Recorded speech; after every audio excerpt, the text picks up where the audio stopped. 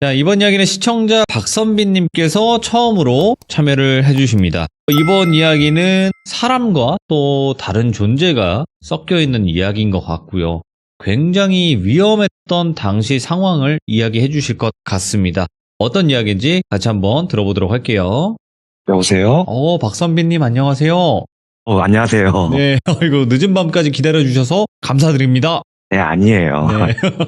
자, 일단은 박선빈님, 네. 오늘 해주실 이야기가 직접 겪었던 시라고 이게 꽤나 당시에 컸던 사건 같아요. 보니까 보통 사건은 아니거든요. 그렇죠. 당시에. 왜냐면 박선빈님이 위험하셨던 상황이니까. 네, 그렇죠. 예. 그렇죠. 그렇다 보니까 오늘 그 당시에 관련된 이야기를 들려주실 것 같은데 바로 한번 출발을 해보도록 하겠습니다. 렛츠가!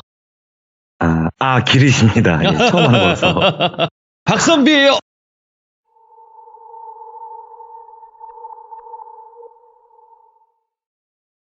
얘기를 하려면은 네. 저에 대해서 조금 말씀드리는 게 좋겠는데, 네. 저가 하는 일은 농사 관련 업에 대해서 농사를 직접 오. 짓지는 않고 농사 관련한 자재를 팔고 있는 일을 하고 있는데, 이제 그러다 보니까 제가 1년에 하는 조업 일수가 많지가 않아요. 왜냐면은 농사철이 길지가 않잖아요.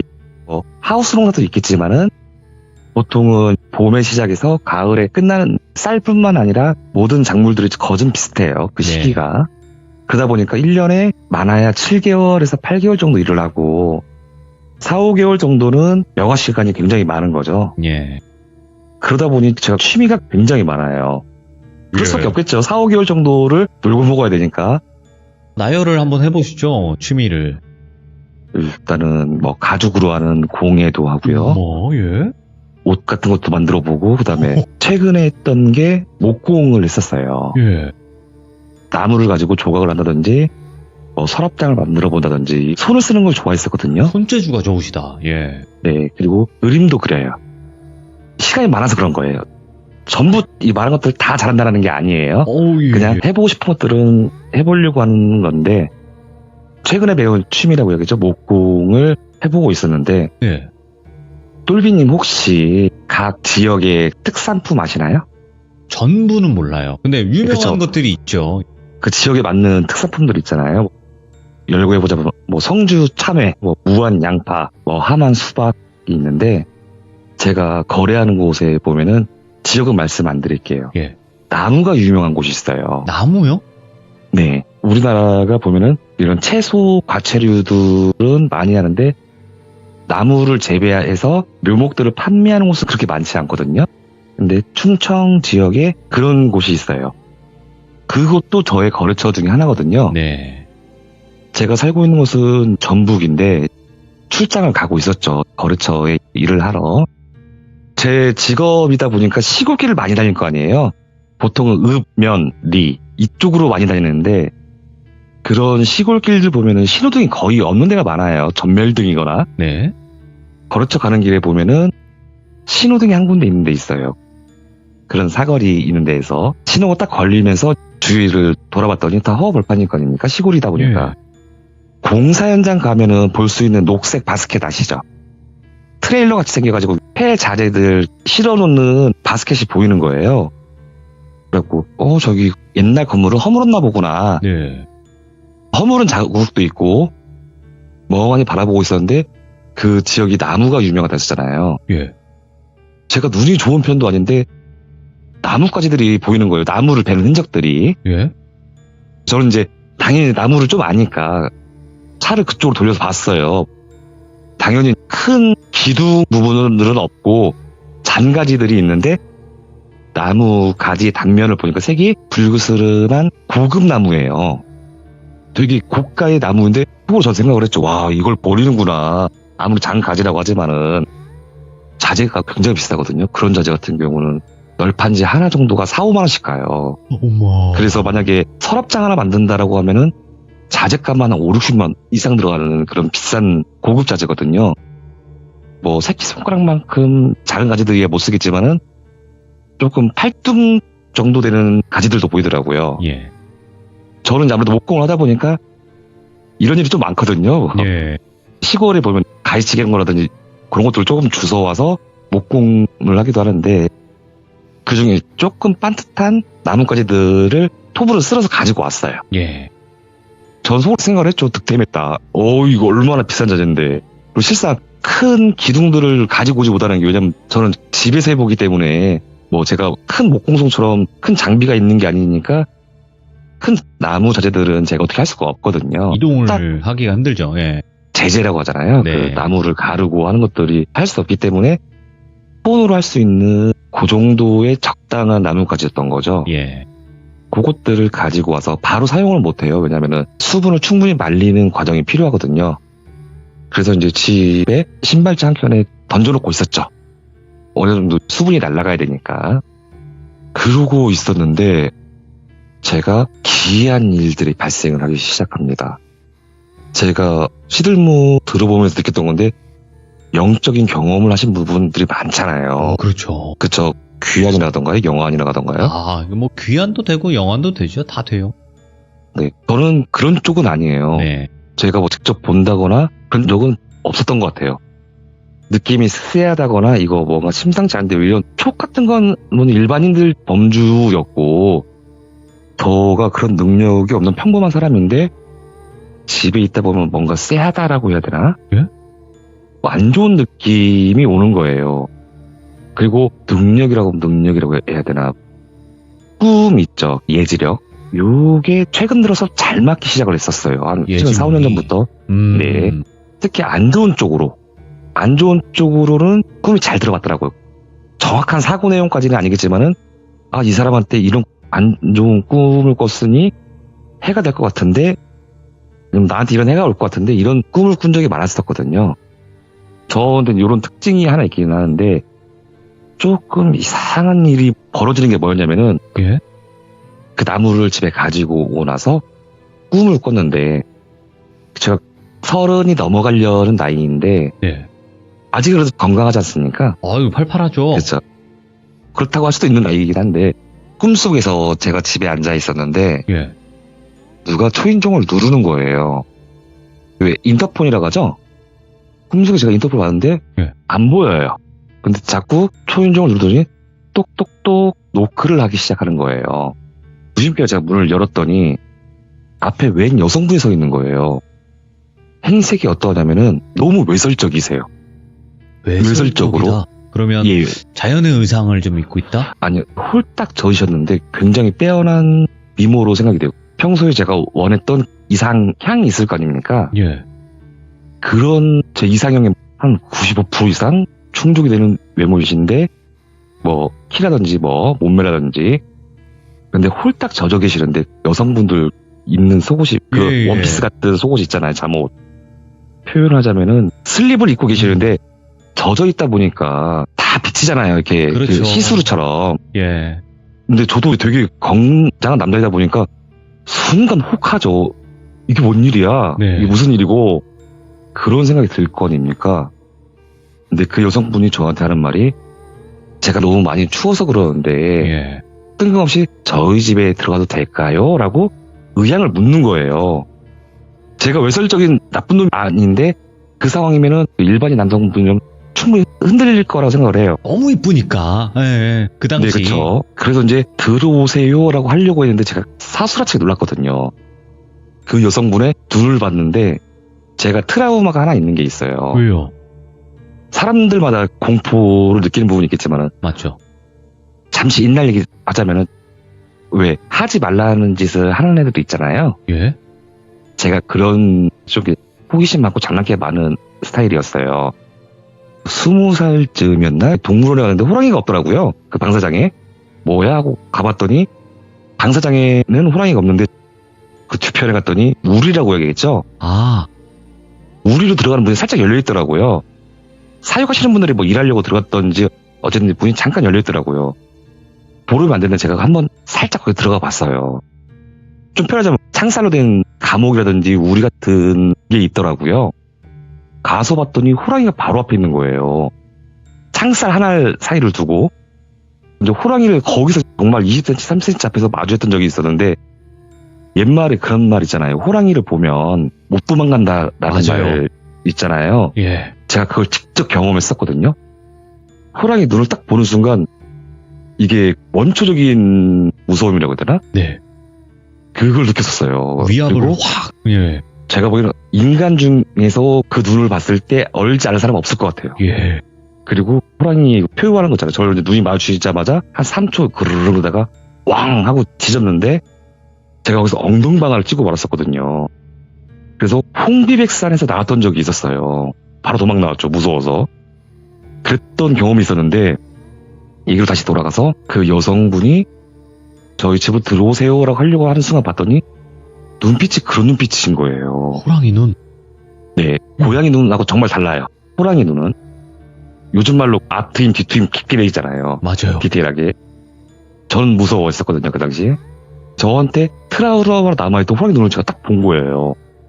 저는 옛날 생각 오버랩되면서 순간 몸이 얼어버렸죠. 너무 무섭잖아요. 들어오란 말을 하지도 못했어요. 덜덜덜 떨고만 있었어요. 그리고 한 4, 5초 있다가 문을 쾅 닫고 그러고 꿈을 깼었거든요. 네. 새벽쯤에 깼겠죠. 꿈 되게 뒤숭숭하다. 이게 무슨 일일까 싶었었어요.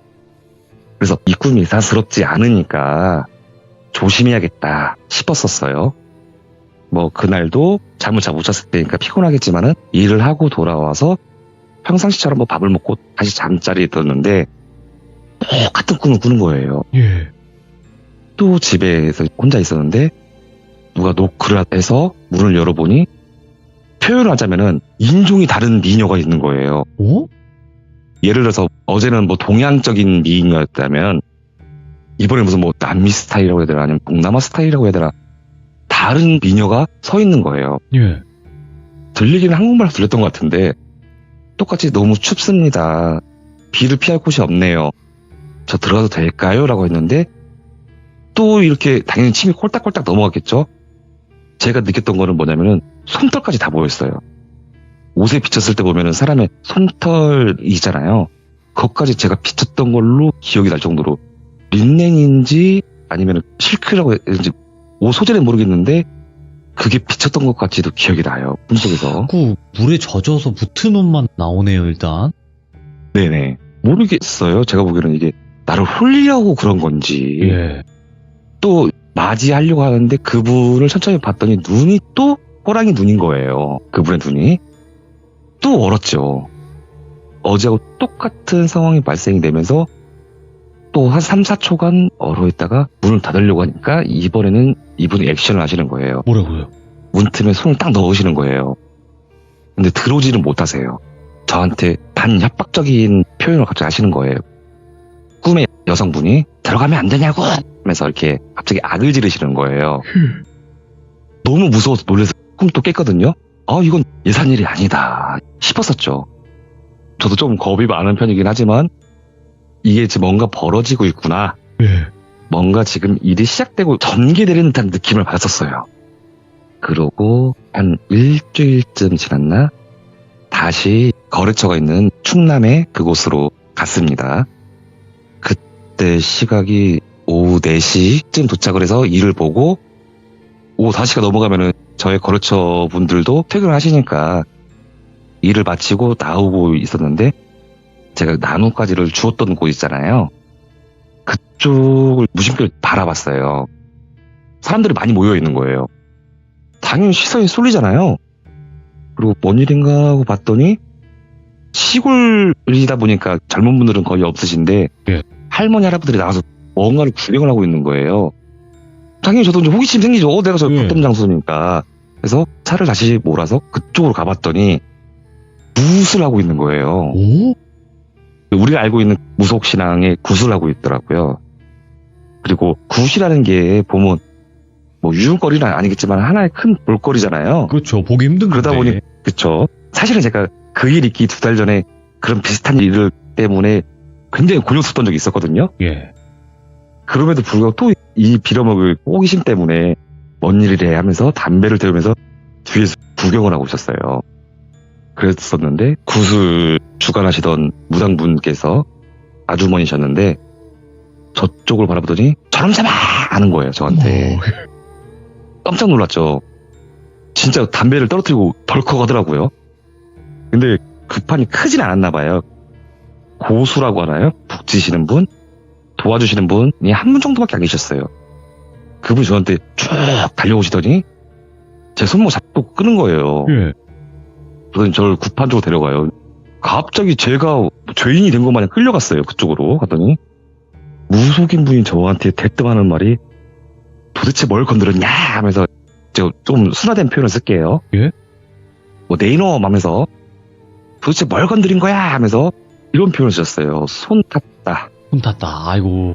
봉티 났다 라는 표현을 쓰시는 거예요. 예. 제가 또 그리고 한 30년 만에 그 욕을 들어봤네요. 옛날 욕인데 이제 아무래도 무속인 분들 센 표현 하시는 분들이 있는데 오살놈 이런 뜻 아세요 혹시? 예, 오살놈 이런 표현을 쓰시는 거예요. 내가 무슨 뭐 큰 잘못을 했나? 도대체 뭐가 문제입니까? 했더니 너 여기 와서 뭐 건드린 거 있지? 그러는 거예요. 그래서 저도 이제 솔직히 사실대로 말씀을 드렸죠. 그 당시 몇 주 후에 왔으니까 쓰레기차 있던 자리를 제가 손으로 가리키면서 거기 쓰레기차가 있었는데 거기 나뭇가지가 있길래 제가 나뭇가지를 한 3개에서 4개 정도로 가지고 왔다. 그게 문제냐 했더니 욕을 바락바락 하시는 거예요. 아니 자초지만 설명을 해봐라 했더니 무당 얘기를 들어보니까 그 지역에 폐가가 있었는데 사람이 많이 죽어났다 하더라고요 거기서. 근데 그건 무속인의 얘기고 더 황당하신 표현을 쓰시는 거예요. 너 때문에 판이 깨졌다. 이놈도 성할성 싶으냐 하시면서 뜬금없이 구판을 물리시는 거예요. 부정 탔다고? 그런지는 저도 잘 모르겠어요. 예. 그러면서 하시는 말씀이 저한테 네가 이걸 다 변상하라는 거예요. 이 구판을. 예. 이게 뭔 일이냐. 저는 너무 생뚱맞잖아요. 나뭇가지 하나 주워갔다고? 지나가다 담배 피는 게 죄인가? 아니면 뭐 나뭇가지 때문에 죄인가? 뭐 자초지종을 설명을 해보셔라 라고 물어봤더니 그 집터가 있던 폐가 있었고 원래는 당연히 집주인도 있었겠죠. 시골 보면 다 똑같잖아요. 할머니 할아버지들 돌아가시고 빈집이 되는 경우도 있잖아요. 사람이 살았던 건 20년 전이고 이제 그 이후에 어찌된 일인지 외지인들이 여기 와서 극단적인 선택을 하셨다라고 하더라고요. 그분의 표현을 들자면은 여러 명이 돼요. 거기서 선택을 하셨던 분들이. 그리고 이거는 그분의 말씀이에요. 제가 확인한 건 아닌데 그 나무가 있었는데 거기에서 안 좋은 선택을 하셨다더라고요. 나무에다가. 그 나무에다가. 네. 근데 하필이면 제가 주워간 나뭇가지가 그 나뭇가지라는 거예요. 듣다 보니 짜증나죠. 아니 그런 거면은 처리를 잘 하셔야지. 그리고 누가 봐도 쓰레기장에다 놓으면 이게 절인 건지 알지 않겠냐. 그렇지. 예. 그런 물건들 입고 하면 다 태워버리던가 해야지. 그리고 보니까 기둥들은 다 가져갔더만. 네. 저도 이제 항의를 했죠. 네. 그것 때문에 제가 이거를 변상을 해야 됩니까? 라고 했더니 그분이 하는 말이 동네에서 하도 이러한 일이 있으니까 집주인이 있을 거 아닙니까? 돌아가신 후손이라든지 뭐 자녀분들이 있으니까 예. 집터에 대해서 그분들을 설득을 하셨대요. 동네에서 설득을 했고 마을에서 거기서 안 좋은 일이 발생을 하니까 없애든지 해라. 자녀분들은 거기 안 살고 이제 이런 얘기가 자꾸 들리고 하니까 이번 기회에 집을 허물어야겠다. 왜냐면 자꾸 이제 모르는 사람들은 옛날 집에 자꾸 들어가고 하니까 차라리 그럴 바에는 없애버리는 게 낫겠다 싶으셨던가 봐요. 그러면서 안 좋은 거를 풀려고 굿도 같이 했다고 하더라고요. 그런데 제가 그 잘못을 했으니 너가 이 모든 비용을 싹 변상해라. 갑자기 이제 귀승전 내용이 이쪽으로 흘러가는 거예요. 저도 불안하긴 하죠. 저도 눈빛이 심하게 흔들리죠. 제가 왜 심하게 흔들렸냐면은 그 일이 있기 2달 전에 그런 비슷한 일이 있었거든요. 예? 그래서 굉장히 진짜 힘들었어요. 그 당시에는. 근데 또 이런 일이 생겼나. 이런 황당함이 있었죠. 제가 아까 말씀드렸다시피 귀환이라든지 뭐 영환이라든지 이런 걸 보는 능력은 없지만 저도 나이가 있으니까 나이를 먹다 보면 하나 축적이 되는 게 있죠. 관상. 그쵸? 저희 나이쯤 되다 보면은 저 사람은 저런 사람일 거야. 이런 네. 선입견을 가지게 되기도 하는데 대부분 맞더라고요. 그런데 그 무당을 봤을 때 연령은 저희 어머니 또래니까 환갑에서 한 70살 정도 돼 보이시는 분이었는데 나이가 좀 있네. 네. 당연히 무속인이다 보니까 화장도 그렇게 쓸 것이고 여성분이셨는데 사나워 보이시는 것도 있었는데 뭔가 욕심 많아 보이시는 분들 있죠. 그리고 사짜 느낌이 많이 났어요. 제가 느끼는 관상으로는. 네. 그래서 저도 이제 그쪽 얘기랑 말하다 보니까 대화가 안 통하더라고요. 그러니까 납득할 수 없다. 좋다. 내가 원한다면 그 나무값을 지불해주겠다. 왜냐면 나도 이제 도의적인 책임이라는 게 있기 때문에 뭐 나무 한 그룹 값이라도 내가 지불해주겠다. 오, 상상 이상이더라고요. 비용이. 외제 잔대값이에요. 원래 그 굿판이 엎어졌으니까 그 굿판 비용하고 너도 손을 탔으니 너도 구슬해야 되니까 이 두 개 합치게 되면은 뭐 정말 외제차 값이더라고요. 몇천 단위를 불렀구나. 예. 또 웃긴 게 5천만 원을 부르시더라고요. 당연히 제가 콧방귀를 꼈죠. 내가 도의적인 책임이 있다고 생각되는데 내가 이거를 들을 걸 없을 것 같다 말을 하면서 최대한 화는 억누르고 논리적으로 말씀드렸어요. 좋다. 난 내가 이 정도까지는 변상할 수 있지만 못하겠다. 그러면서 제가 그 자리에서 지갑에 있는 현찰을 꺼내서 드리고 그리고 제가 명함을 드렸어요. 네. 당신들이 할 수 있는 거 다 해라. 법적 절차 받고 싶으면 밟아라 하고 조금 세게 나갔죠. 명함을 딱 드리고 왔어요. 앞에서 말은 세게는 했지만은 제 차로 돌아온 다음에 당연히 저도 쫄리죠. 겁나죠. 그래가지고 제 첫 번째 전화를 했던 게 거래처 분께 전화를 했어요. 예. 왜냐면은 거래처의 담당자분이 그 시골 지역에 토박이라고 하셨거든요. 그래서 바로 전화를 해서 물어봤죠. 과장님 뭐 어디 단속 하시는데 아시죠? 했더니 그 앞에 뭐 집 봉사하던 혹시 기억나나요? 했더니 알지 하더라고요. 그래서 물어봤더니 거래처 과장님께서 하시는 말씀이 뭐였냐면은 도깨비터가 봤대요. 실제로 그런 일이 있었다고 하더라고요. 무당의 말이 거짓말은 아닌 거예요. 네. 근데 제가 연관했단 말을 안 했죠. 그분한테는. 그런 일이 있냐. 알겠습니다 하고 전화 끊은 다음에 죽겠죠. 저는 이거 진짜였네. 나 또 역겹구나. 내가 왜 굳이 하지 말란 짓을 또 내가 그걸 하면서 자책을 하면서 전화를 했던 게 어디였냐면은 저의 지인이 있어요. 네. 솔직히 말씀드리자면 전 여친인데 예. 동갑인 전 여친이 있는데 사귈 때 몰랐었어요. 근데 헤어진 다음에 알았는데 이 친구가 무속인이었더라고요. 저랑 사귈 때는 비밀을 썼나 봐요. 예. 굉장히 오래전 일이거든요. 그리고 좋게 헤어졌었거든요. 되게 서로가 예. 다름을 인정하고 좋게 헤어지면서 왜 그런 말 없잖아요. 헤어진 여자친구는 어떻게 친구가 될 수 있냐라고 하지만 이 친구랑은 정말 100% 지내고 있거든요. 헤어진 뒤에도. 예. 이제 그런 계기도 있었고 이 친구는 저에게 마음의 빚이 있어요. 예. 그렇기 때문에 저를 좀 잘 챙겨주고 많이 도와주는 친구예요. 이 친구한테 전화를 했더니 10분 동안 전화 받더라고요. 왜? 그러길래 사정 설명을 했죠. 2달 전에 안 좋은 일이 있었다고 말씀드렸잖아요. 그것도 어찌저찌 해서 이 친구 덕분에 해결이 되었는데 이 얘기 하자마자 짜증을 버럭버럭 내면서 엄마한테 혼나듯이 엄청 혼이 났죠. 선비야 너는 왜 하면서 이제 당스러운 표현을 쓰면서 엄청나게 혼이 났습니다. 왜 자꾸 혼이 엮이냐고. 그쵸. 그리고 제가 야만 봐도 꿈자리도 사놨잖아요. 꿈 얘기를 하는 순간 또 혼났어요, 이 친구한테. 그 이유가 뭐냐면은 아무래도 이제 친구가 무속인이다 보니까 이런 상담을 한 적이 있었거든요. 술 기울이면서. 제가 이 친구한테 나는 이런 뭐 예지몽을 꿔. 그리고 심지어 이런 일이 있었을 때 내가 좀 자랑하듯이 말을 했었어요. 꿈속에 내 친구 뿔비에 나는 내 뿔비에 안 좋은 일을 당할 것 같아서 내가 말해준 적도 있다. 이런 말 했더니 혼이 났었던 게 뭐냐면은 하지 말라고 하더라고요. 예. 꿈에서 본 내용들을 왜 속설 있잖아. 뭐 12시 넘어서 말하면 괜찮다라는 이런 속설도 있긴 하지만은 저한테는 하지 말래요. 이 친구의 표현을 빌리자면은 산무당이 하는 짓거리래요. 제가 잘 타는 타입이래요. 그 친구는 그렇게 표현하더라고요.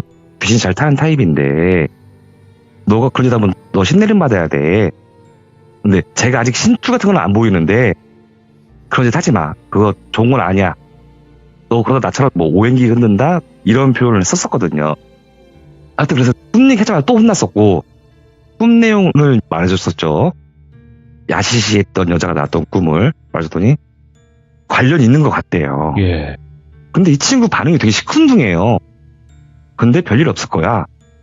이 친구 이름 이비라고 부를게요. 이비. 왜냐면은 저는 친한 친구니까 저는 사입이라고 부르거든요. 이 친구한테.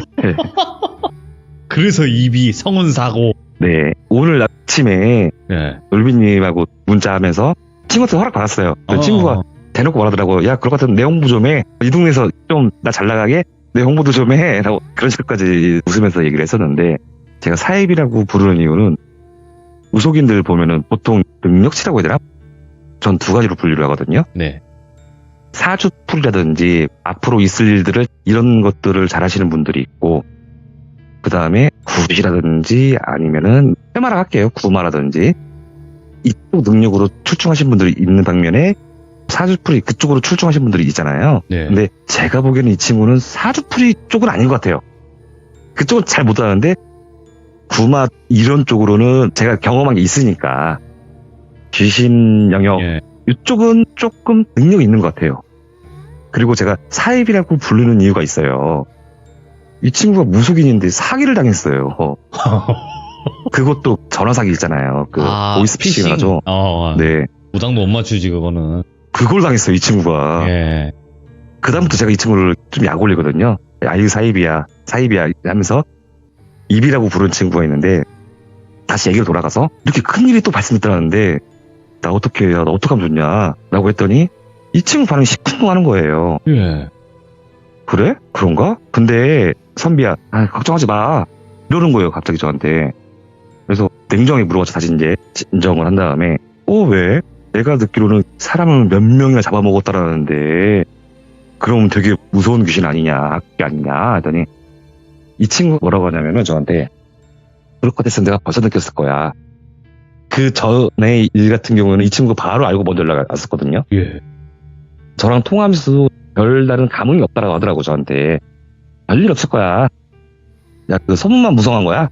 내가 보기에는 별일 없을 거야 하면서 했던 말이 뭐였냐면은, 그리고 이 친구가 저한테 비방을 해준 게 있었어요. 이 비방이 뭐냐면은 보통은 이렇게 안 좋은 일 있고 하면은 구술하거나 부적을 쓰잖아요. 네. 근데 제가 어렸을 때 일 때문에 제 종교관은 정말 둥글둥글하거든요. 좋은 게 좋은 거고 뭐 싫어하는 종교라는 특별히 없어요. 저도 이제 무속신앙도 좋아하는데 부다고 부적을 싫어해요.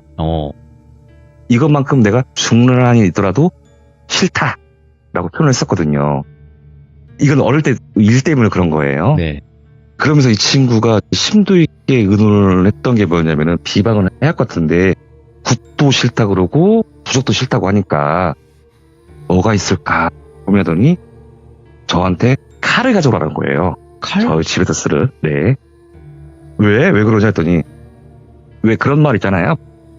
안 좋은 꿈 꾸고 할 때 보면은 뭐 베개 밑에 칼을 두고 잔다든지 가위를 두고 자면은 안 좋은 꿈 안 꾼다라는 이런 비슷한 속설이 있잖아요. 저도 정확히는 모르겠지만은 그런 건 비슷한 거 생각하면 된대요. 칼을 가지고 자기가 어떤 처리를 한 다음에 집 현관문이죠. 네. 현관에다 꽂아두면은 악귀가 못 들어나가더라고요. 오. 근데 평범한 가정집에 부엌칼을 어떻게 박아놓겠습니까? 제가 무속인도 아니고 친구들이 왔다든지 누가 왔을 때 보면은 이거 식겁할 거 아닙니까? 이게 뭔 짓인가? 예. 일반인 상식에서는 그렇잖아요. 이건 절대 안 돼. 다른 방법을 선택해봐라 라고 하고 있었는데, 생각을 해보니까 칼이 부엌칼만 있는 게 아니잖아요. 제가 아까 말씀드렸다시피 여러 가지 취미가 있다고 했잖아요. 네. 근데 저가 운동도 좋아하는데 검도도 하거든요. 복싱도 하고 여러 가지 운동도 했었는데, 그러다 보니까 집에 진검이 있어요. 예. 일본도라 가죠? 예. 보통 칼이 있는데, 야 이걸로 하면 되지 않겠냐? 왜냐면 진열해놓을 수 있잖아. 이건 진열해놓고 하면은 무속적인 느낌이 안 들 거 아니에요. 걔가 한참 생각하더니 이비가 그렇게 괜찮을 것 같은데 그거 가지고 와 했는데, 가만히 생각을 해보니까 이게 진검인데, 물론 허가증에 관한 문제도 있어요. 왜냐면 저는 허가가 있지만 이 친구는 허가가 없으니까 칼을 대여해주는 것도 불법일 거와, 그리고 저희 집에 놀러 왔을 때 보면은 열이면 열 이 칼을 보잖아요. 뽑아봐서 휘둘러 보세요. 사람들이 다 신기하니까. 보기가 힘드니까 진검을. 그쵸? 키가 좀 적은 사람 같은 경우는 괜찮겠지만 키 큰 사람들은 천장이 닿거든요. 칼이 휘두르면은. 그리고 정말 그쵸. 날카롭기 때문에 사고로도 위험할 수 있으니까 고민하다가 제가 묘수를 낸 게 뭐였냐면은, 인터넷에서 파는 싸구려 가검이 있습니다. 예. 싸구려 가검. 요건 날이 없으니까 법적으로도 문제가 안 되고, 그래서 제가 이 칼을 사다가 이 친구에게 줬어요. 그래서 이 친구가 이제 가지고 다니면서 뭐 비방을 했겠죠. 자기만의 방법으로. 그 다음에 이 칼을 가지고 와서 제가 목공을 한다고 했잖아요. 네. 블루님한테 사진을 보여드리고 있었지만, 해서 제가 진열대를 만들었어요. 칼 진열대를. 이거 보여드려도 네, 되나요? 네. 사진상에 보면은 갈색 띠가 묶여있는 게 진검이고, 작은 칼이 가검이고, 예. 진열대가 검은 색깔. 네. 왜냐면 이거 세워놔야 되니까, 이렇게 해서 비방을 해놨었던 거죠. 근데 이걸 주면서도 이 친구가 불안했던 게 뭐였냐면은, 이게 하나의 무구가 돼서, 너가 할까봐 또, 너가 진짜 무당이 될까봐 그게 걱정된다라고 했었거든요. 네. 이 친구가. 이런 것들이 집에 있으면 사실상 좋을 건 아니래요. 잡기라든지 이런 것들이 안 붙겠지만은 이게 제가 영향을 받을 수도 있다라고 했었거든요. 다시 원론적으로 얘기 돌아가서 그 나무 때문에 애를 먹고 있었으니까 통화를 하면서 했던 말이 뭐였냐면은, 선비야, 너한테 해준 비방이 그렇게 허접한 거 아니야. 못 들어올 거야. 걱정하지 마. 라고 하더라고요. 예. 어떻게 일단은 그렇다고 5천만 원 줄 수도 없고 다른 무당한테. 이 친구 입에는 어느 정도는 검증이 됐었거든요. 저 개인적으로. 그러니까 이 친구 말 당연히 따랐죠. 그러고 나서 집에 돌아와서 당연히 벌벌 떨고 그다음에 또냐 이 나무는 했더니 자기 줄 필요도 없대요. 그냥 되게 대수롭게 생각하는 거예요. 이 친구는요. 예. 그냥 갖다 버려. 틀 필요도 없어. 갖다 버리기만 하면 돼. 되게 하찮게 말을 하는 거예요. 사람을 그렇게 여러 잡았다는데 저는 좀 지레 겁먹은 것도 있겠지만은 예. 간단하게 해결돼? 그 전에는 안 그랬잖아. 그 전에는 어떤 일이 있었을 때는 굉장히 힘들었었는데 이게 간단히 돼? 그랬더니 걱정하지 말고 그냥 시키는 대로 해. 되게 귀찮듯이 말을 하는 거예요. 네. 당연히 저는 이 친구의 말을 믿었죠. 그리고 이제 불안한 날들을 지내고 있었는데 다행히 아무 일도 안 일어났었어요. 운이 좋게. 네. 일주일쯤 지나고 2주일쯤 되니까 이제 잊혀져 가죠. 그때 있었던 사건이. 네. 어떤 전화가 하나 걸려옵니다. 저한테. 따르릉 하더니 똘비라고 할게요. 친한 친구 베프가 하나 있는데 전화가 왔어요. 그랬더니 뜬금없이 하는 얘기가 그때 그 일 잘 해결됐어 하면서 긍정을 말해주는 거예요. 뭔 말이야 했더니 소개팅이라고 말을 해주는 거예요. 저한테. 저도 뭔 말인가 싶었는데 생각해보니까 4, 5개월 전에 제가 이 친구한테 한풀이를 했던 게 있었어요. 저 이제 이성적인 문제로 했던 게 뭐였냐면은 저의 연애사에 대한 넋두리라든가 한풀이를 했던 내용이 뭐였냐면은 4, 5년간 제 연애가 쉽지가 않았어요. 네. 여자친구는 꾸준히 있었는데 여자친구분들이 공통된 질병을 다 가지고 있었어요. 네. 그러기 쉽지 않은데 다들 불치병에 같은 질병에 걸렸었는데 무슨 병이냐면은 알코올 의존증? 알코올 의존증 아니면 뭐 중독증 이런 거? 네, 이상하게 만난 여자친구들만 다 그런 친구들인 거예요. 혹시 더 글로리라는 드라마 보셨나요? 알죠. 거기서 송혜교 어머니 아시죠? 알죠. 예, 다 그랬던 것 같아요. 3-4분 사귀었었는데 어떻게 다 그런 애들만 만났던 것 같아요. 이제 그런 넋두리를 했던 적이 있었거든요. 제가 느낀 거는 뭐였냐면은 알코올하고 의심병은 같이 와요. 항상. 그러면서 엄청 제가 시달리고 힘들었었던 연애사가 최근에 그랬으니까 술을 꿀비랑 들이키면서 무슨 말을 했었냐면은 나 앞으로 연애할 때는 착실하게 교회 다니는 사람 만날 거야. 술 안 먹는 사람 만날 거야. 그리고 나는 무조건 작고 열혈한 사람 만날 거야. 라고 표현을 했었거든요. 근데 제가 외형을 말한 이유가 뭐냐면은 그전 여자친구들 보면은 조금 표현하자면 이한이시라고 조금 이렇게 풍채가 있는 분들을 제가 좋아했었는데 그런 분들이 이렇게 술을 취해서 이성을 잃으시면 굉장히 힘들더라고요. 체격이 있으신 분들은 예.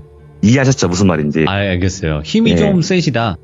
예, 그쵸. 예. 아우, 야, 너무 힘들다. 이게 술 먹으면 다들 장사되는 것 같아. 그래서 제가 했던 말이 있었어요.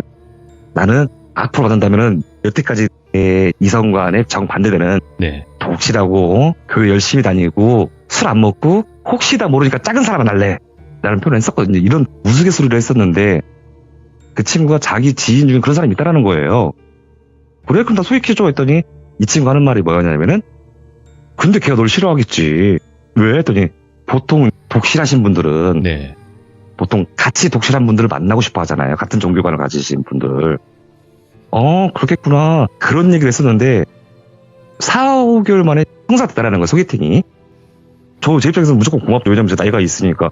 새로운 이성을 만나기가 쉽지 않은 나이가 됐으니까.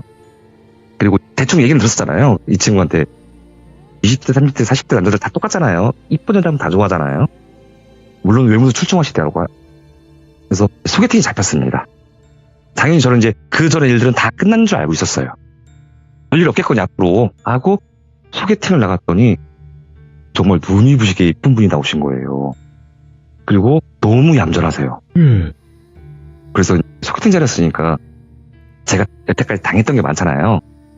그래가지고 술도 한번 드려봤어요. 술을 못 마신다고 아시더라고요.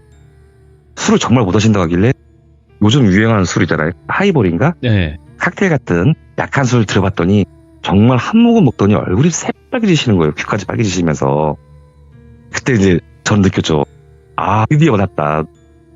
내 인생에 노날콜인 여자가 왔구나 싶었던 거죠. 그러면서 얘기를 했었는데 너무 지적이신 거예요. 이런 대화를 해본 게 10년간 없었거든요. 거짓말 10년간. 예. 맨날 술주정 받아주고 자기들 마음에 안 들으면 죽인다는 협박과 함께 막 힘들었었거든요. 그러면서 저의 취미 중에 그림도 한다고 했었잖아요. 당연히 자연스럽게 소개팅 자리다 보니까 이런 사소한 얘기들이 넘어갈 거니까. 근데 하물며 소양도 깊으세요.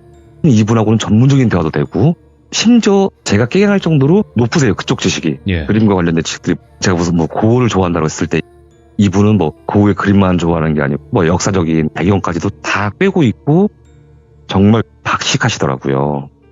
그래서 정말 잘 만났다 싶었었죠. 그러고 나서 이제 이틀 후엔가 제가 못 참고 다시 애프터라고 하죠. 예. 네. 애프터 요청을 했었어요. 애프터 요청을 한 다음에 데이트를 하고 했었는데 이분이 아무래도 저희가 취미를 같이 얘기했다 보니까 저희 집에 한번 가보고 싶다라는 거예요. 오호. 네, 알겠습니다 했는데 또 트라우마가 생겼죠. 이게 뭐냐면은 무속적인 거 말고 전 여친들의 트라우마인데 그분들의 성향상 사랑을 해서 둘이 좋아서 시작을 했지만 끝날 때는 본인들이 끝내야 끝내는 거잖아요. 그러다 보니까 사는 곳이 노출됐을 때 오는 트라우마 있잖아요. 아. 헤어진 다음에 막 오. 해코지를 당하고 집 앞에 와서 고성방가라고 이런 트라우마가 있기 때문에 순간 끔찍하긴 했었어요. 단순히 그것 때문에. 머뭇거리다가 그래 알겠다. 가서 좀 보자. 왜냐면 이분처럼 소양 있고 교양 있는 분이 저는 그 믿음이 있었거든요.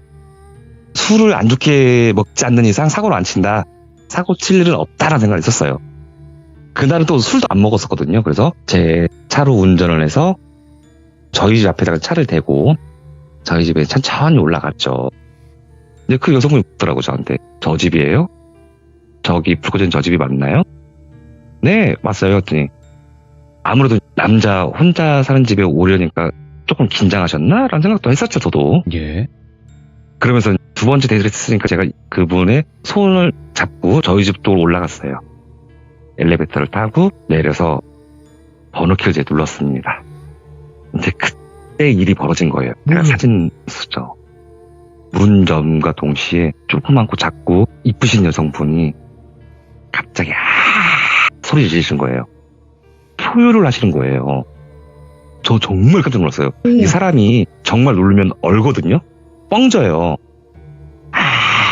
하고 소리 지르더니 조금 웃긴 표현이긴 한데 제가 그분한테 데이트할 때 물었었거든요. 예. 저는 운동을 좋아하는데 운동 좋아하세요? 했더니 사실 운동 못한다고 하셨거든요.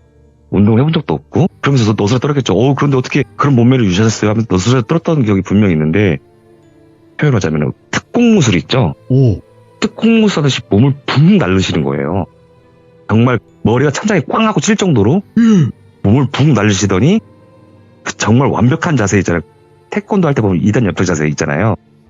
그 자세로 제가 칼을 세놨던 질장을 발로 빵 차는 거예요.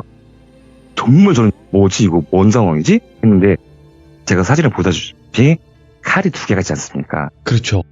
하나는 비방을 해둔 가검이고 하나는 진검인데 어떻게 알았나 이 진검을 빼들은 거예요. 와, 예. 진검을 빼들고 칼집에서 칼을 빼내더니 발로 빵 찼으니까 넘어졌을 거 아니야. 진열 때라든지. 다 깨졌네요, 가검이. 여기. 보니까. 그러더니 넘어졌을 거 아닙니까? 진검으로 막 내려치는 거예요. 부부를. 그러면서 소리를 지르는데 내가 이러면 못 들어올 줄 알았어 하면서 악에 악을 쓰시는 거예요. 예. 정말 저 길질 않은데 한 1분 정도 신발도 못 벗고 멍하고 있었어요. 예. 정말 멍하고 있다가 이분이 술도 안 먹는데 왜 이러지? 그리고 이분 굉장히 독실한 분이시거든요. 예. 본명 아니겠지만 비슷한 이름 말씀드리자면 이름도 하물며 기독교 이름이에요. 예를 들어서 뭐 박마리아. 굉장히 독실한 집안인데 이 친구 왜 이러지? 빙이 됐나 싶었는데 제가 주장고 말했거든요. 이 친구한테 가서 알려줘 어깨에 손을 대면서 왜 그래 했더니 저를 딱 보면서 뭐 떨어질 줄 알았냐고 하면서 소리를 지르는데 눈이 제가 꿈에봤던 그 눈인 거예요. 호랑이 눈. 네. 정말 무섭거든요. 진검으로 비방에도 칼을 막 내려치다가 이 칼을 저한테 겨누는 겁니다. 진검을. 와, 미치죠. 그때부터는. 내가 이런 일 때문에 크지 않은 분들을 만나고 싶었었는데 이 작은 분이 칼을 드니까 더 무서운 거예요. 그 상황이 빨간불 상황이 된 거죠. 그러면서 제가 똑같이 이렇게 칼이 두 개였으니까 칼이 깨지거나 부러지질 않았었거든요. 아무리 가검이라고 하지만 스테인리스 스틸 구조이기 때문에 쉽게 부러지질 않는데 그렇다고 해서 내가 칼싸움을 할 수는 없잖아요. 이분하고. 예. 이게 그러면 정말 큰 상황이 발생되니까 그래갖고 진열장으로 제가 막았어요. 칼을. 저한테 칼을 휘두르길래 팡 휘두르는데 이게 나무잖아요. 진열 때는 한 방에 쪼개지더라고요. 아무래도 그러겠죠. 진검으로 내쳤으니까. 검도라든지 검수를 연마하지 않았다 하더라도 날카로운 칼로 치니까 한 방에 쪼개지더라고, 진열 때가. 예. 그러면서도 손을 베었어요. 손을 베어서 이거를 어떻게 말릴 수 있는 상황이 아니잖아요. 창피한 얘기인데 제가 화장실로 도망을 갔습니다. 예. 화장실에 들어가서 문을 걸어 잠그고 어떻게 되나 싶었는데 일단은 경찰에 신고를 했어요. 신고해야지. 그리고 실제로 손은 베인 사진을 다 보내주셨는데 이거는 유튜브 규정상 제가 보여드릴 수는 없는 점 여러분들 양해 부탁드릴게요. 예. 그러면서 화장실 찬장 안에 있는 수건으로 제 손을 감쌌죠. 긴급하게 주소 알려주고 신고를 했어요. 이 친구 난동을 더 피는 거예요. 네. 제가 들어가 있는 화장실 문을 칼로 또 엄청 내리치더라고요. 문을 다 부시고 있는 거죠. 와, 어떡하나 했는데 물론 저희 집에서 저희 동네에 있는 지구대가 가깝긴 한데 네. 긴급했던지 빨리 오셨어요. 그러면서 저희 집 문을 쾅쾅쾅 두드리는 거예요. 실제로 경찰분들이. 신고하셨고 이 문자가 네. 왔습니다. 제가 가릴 것만 가렸어요. 네. 근데 문제는 경찰분들이 함부로 문을 안 여시는 거예요. 예. 어떡하지 하다가 각오를 했죠. 저는 검도를 오랫동안 배웠잖아요. 그런 속설이 있거든요. 한 손으로는 뼈를 못 친다라는 속설이 있거든요. 두 손으로 내리쳐야 뼈가 베인다라는 속설이 있어요. 그리고 이 친구 좀 체구가 많이 작으니까 힘이 그렇게 세진 않겠지. 예. 무슨 뭐 자객처럼 나를 한 방에 보내진 않겠지. 보낼 수 없을 거야. 라고 자기 암시를 했죠. 죽기는 싫으니까. 저희 집 문이 도어락이니까 열을 것도 없이 그냥 손잡이만 자꾸 내리면 열리는 구조니까 한 대 정도 칼을 맞을 각오를 하고 튀어나가야겠다 싶었죠.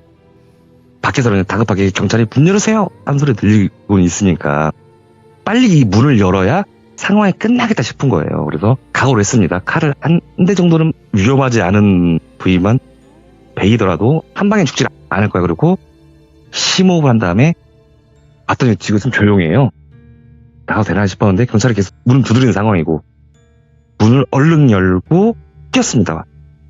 거실로 뛰어서 손잡이를 내리자마자 문이 당연히 열리죠. 그리고 제가 밖으로 구르듯이 달려나가서 무서웠으니까 다리 힘도 풀리더라고요. 딱 뒤로 돌아봤더니 경찰들은 당연히 집 안으로 들어오고 긴박한 상황이었던 거예요.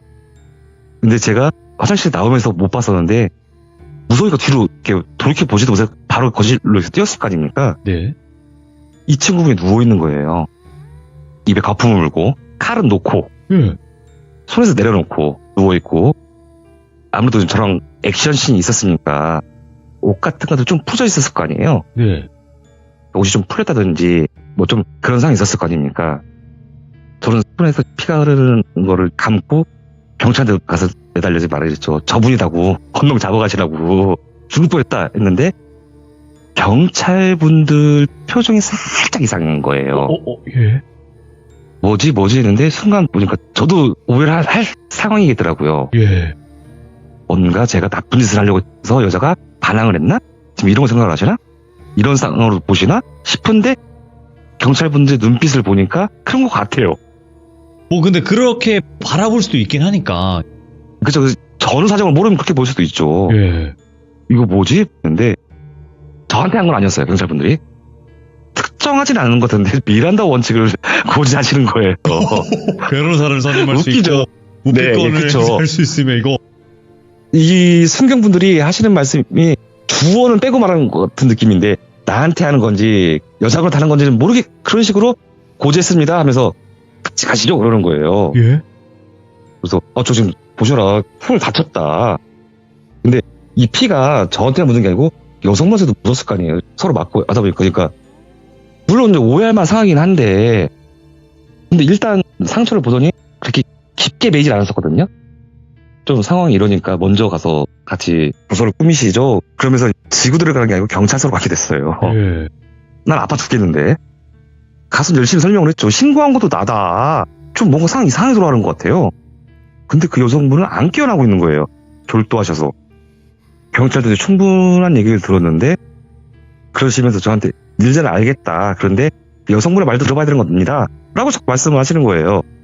그러면서 하시는 말씀이 제 주소를 뭐 말하겠으면 당연히 알 거 아니에요.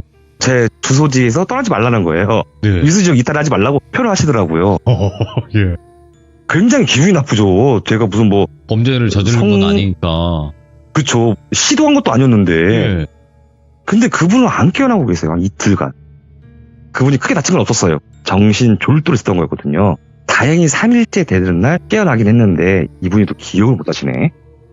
그래도 어떻게 소개됐던 분이고 하니까 뭐 제가 이 사람을 고소하지는 않겠지만은 물론 굉장히 깨름칙하잖아요. 이런 일을 겪으니까. 이게 정말 황당하면서도 어이없는 일을 겪었는데 그런 생각이 들더라고요. 지질이 복도 없지. 짜증나. 이러면서 다행히 그 경찰 일은 무마가 됐고 제가 이 일을 제 친구 이비한테 설명을 했어요. 했더니 이 친구가 굉장히 고민을 하는 거예요. 예. 왜냐면은 자기가 잘못 잡았나? 이비가 했던 말은 뜬 소문일 거야. 사람 많이 잡아먹고 했던 그런 악귀는 아니라. 네. 왜냐면 자기가 감이 안 온대요. 그쪽으로. 아유 잡기야. 신경 쓰지 말라고 했던 부분이잖아요. 그런데 이 정도까지 행패를 부릴 정도면 굉장히 안 좋은 것 같은데 왜 본인이 못 느꼈을까? 하면서 굉장히 의아하더라고요. 그리고 예. 분명 큰 상황이 맞잖아. 이 정도면은. 정말 까딱까딱 요단강 건널 뻔한 일이었는데 이 친구가 이제 고민하더니 어떻게든 이 일을 처리를 해줘야 될 거 아니에요. 그러면서 저한테 자기가 사실 별다른 방법이 없다. 예. 같이 그냥 기도하러 가자라고 하는 거예요. 저한테. 그래서 너희 신당 말하는 거냐 했더니 아니래요. 돌빈이 혹시 그거 아세요? 뭐요? 중동 국가에 요르단에 가면 성지가 있잖아요. 예. 각 종교마다 성지가 있잖아요. 우리나라 무속신앙의 성지가 어디인지 아세요? 계룡산 뭐 이런 데인가? 맞습니다. 예, 계룡산이 맞습니다. 예. 저가 사는 곳이 전북이긴 하는데 예. 되게 가까워요. 저희 동네에서 30분이면 갈 수 있는 거리거든요. 잘 아는 기도터가 있으니까 그쪽에 가서 기도를 하자고 하더라고요, 친구가. 그래서 좀 깨름칙하죠. 왜냐면 전 그 정도는 좀 싫어했으니까. 일단 알았다 하면서 친구가 저한테 어렵게 생각하지 말아라. 하루 캠핑한다 생각해. 하루면 돼. 라고 하더라고요. 편한 복장을 하고 친구랑 같이 기도하는 곳으로 갔었죠. 계룡산을 갔었는데 정말 휘황찬란하더라고요. 기도터가 많은 곳에 가봤더니 진짜 무슨 역사책을 보는 것 같아요. 뭐 제가 알고 있는 역사책 이름들은 다 걸려있어요. 뭐 단군부터 해서 심지어 삼국지까지 무슨 군, 뭐 무슨 성군, 무슨 신앙, 무슨 장군, 아시아권에서 유명한 장군, 무슨 왕들은 다 써 있어요. 그런 쪽으로 가서 같이 기도를 하자고 하더라고요. 기도터에 가서 어떻게 되냐고 물었더니 그냥 기도하면 된대요. 그래서 이제 기도를 한 10분에서 15분쯤 했나? 식은땀이 뻘뻘 나는 거예요. 왜 이러지? 이게 저 처음 겪었는데 허리가 끊어질 것 같이 아파요. 저는 불교를 좋아하긴 하지만 다녀보진 않았었거든요. 저를 10분만 하잖아요. 허리가 끊어질 듯이 아프더라고요. 아무나 하는 게 아니더라고요.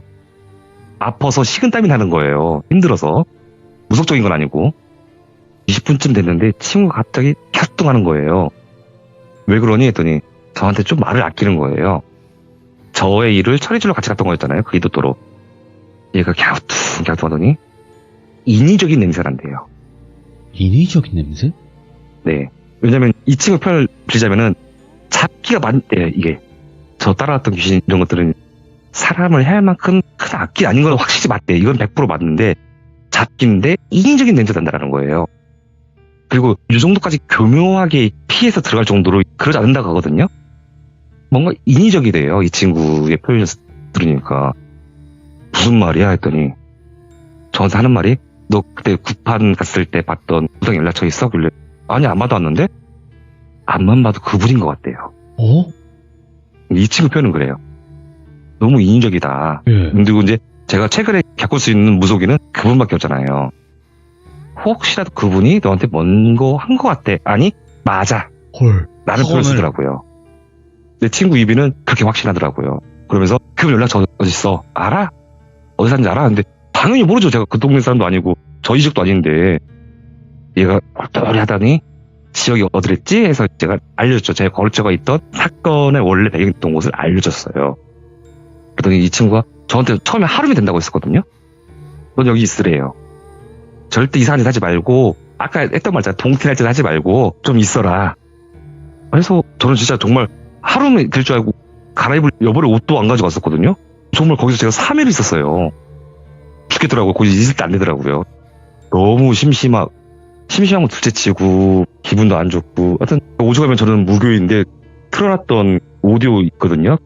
법문 같은 것들, 법경. 3일 있으니까 그 법경을 제가 외우더라고요. 하도 들으니까. 제가 할 수도 있어요. 진짜 하도 들으니까 이게 세뇌되는 거 당하고 미치겠더라고요. 3일째 되는 날 친구가 왔어요. 웃으면서 말을 하더라고요. 저한테. 예. 다 해결됐다. 끝났다. 진짜 이 말이 맞았더니 맞아. 어떻게 써? 했더니 엎었다 가더라고요. 아무래도 이제 교회처럼 많지 않잖아요. 무속인들이. 아, 또 알아보면 알아볼 수 있지. 예, 있나 봐요. 그래서 이제 그 지역 한 시에 보면 교회들 엄청 많지만은 무속인들은 그렇지는 않거든요. 네.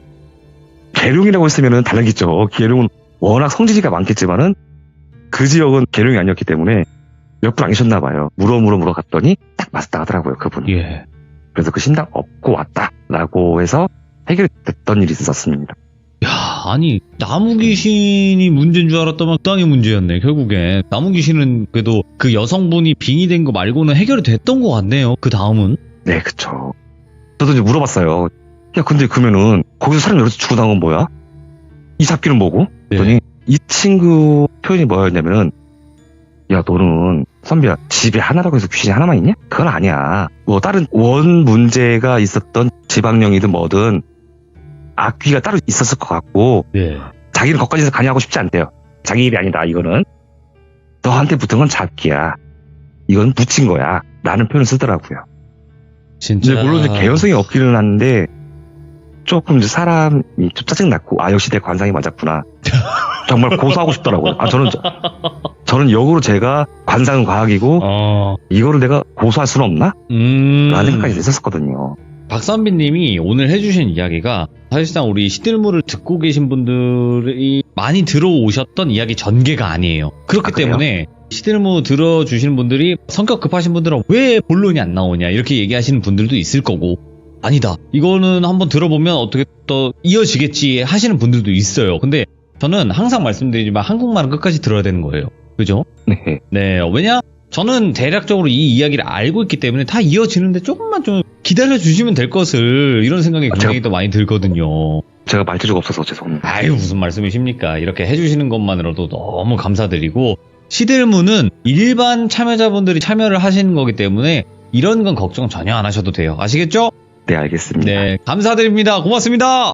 네. 네. 자, 박선비님의 이야기가 여러분들 이렇게 다 이어지는 이야기였어요. 그거를 알고 계셨던 분들도 있겠지만 아닌 분들이 더 많았다고 생각은 해요. 하지만 이 모든 이야기가 이어져 있었던 이야기다 보니까 이게 시점이 왔다 갔다 거리는 것 뿐이지 다 이어지는 이야기였고 이렇게 결국엔 해결이 되었던 이야기다라고 생각을 해주시면 될 것 같습니다. 박선비님 말씀 너무 굉장히 또 재밌게 잘 하시고 또 표현도 잘 해주시는 거 보니까 그리고 여러분들 제가 사진은 못 보여드렸지만 손 이만큼 베어 있어요. 전 사진을 받았고 그 사진을 유튜브 규정상 보여드릴 수는 없는 거니까 일단 저한테는 보내주셨고 실제로 사건화가 되었었던 일이기 때문에 여러분들도 이런 경우도 있었구나 이분이 이렇게 생각을 해주시면 좋을 것 같습니다. 시청해주신 모든 분들 감사드립니다. 고맙습니다.